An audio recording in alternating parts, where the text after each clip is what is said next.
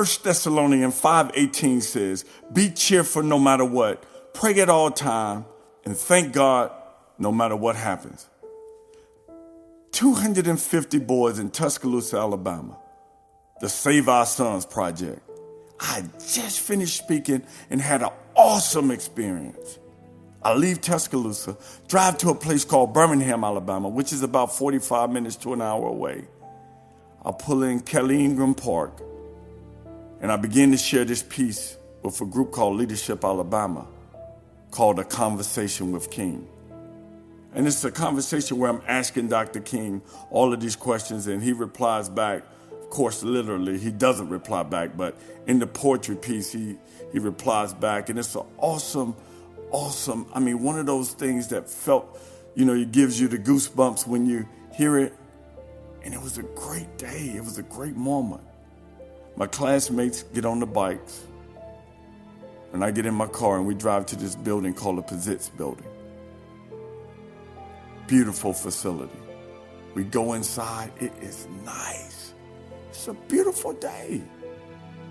And I come outside the building, and I realize that they had towed my car. I'm like, you gotta be kidding me, right? Where's my vehicle? And I'm looking at this thing, and it says, do not park here if you're going to the Pizitz.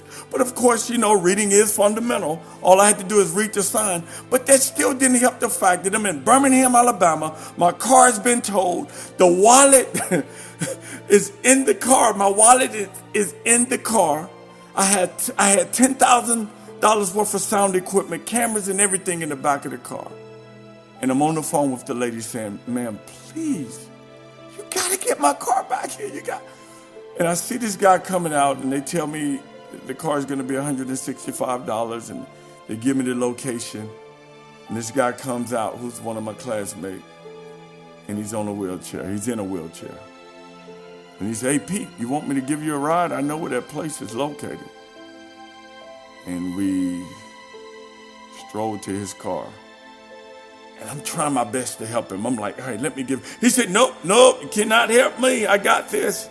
I can do this by myself. Because sometimes people are not around and I get accustomed to it, so let me get it by myself. And he pulled himself all the way up to the door.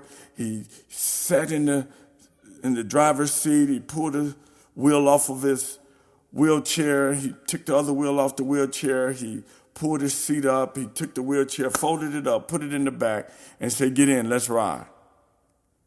And as I begin to look at him, I'm thinking, here I am complaining, And when we finally get to the place, I'm like, hey, I gotta get my wallet out of the car so I can pay you. But they're like, no, you cannot get in unless you pay first. I said, my wallet is in the car. You towed my car. So they allow me to go in. I get my wallet. I pay the $165. And I get in the car to leave. And I am very, very, very upset. A great fun-filled day turned really, really, really sour, really, really, really quick. And I'm sitting there like, man, I can't believe they didn't tow my car. Oh! And it's like a voice just came and said, they could have stolen your car. They could have taken the sound equipment out. You could have at least you got a ride over here to come and pick it up. And I asked myself, what are we complaining about today that we need to be thankful for? Because instead of me being upset, instead of me being mad, it was only $165. I got my car, I got my wallet, I got everything back, and it was my fault. I was the one who was supposed to have read the sign that said, do not park in this parking lot. So I didn't have anyone to blame but myself. And then I started thinking, I'm complaining about a car getting towed and someone's going through a divorce. Someone's going through bankruptcy. Someone's child is pregnant. Someone's not graduating. Someone's dealing with domestic violence and all of these different things. And I'm complaining about a car getting towed. Didn't even realize how blessed I was to be able to pay the money, that I had the money, and it really didn't affect me like I thought it would. And it took me back to the 1 Thessalonians 5:18. Be cheerful no matter what happens. Thanks for listening in to Mansfield's Motivational Moment.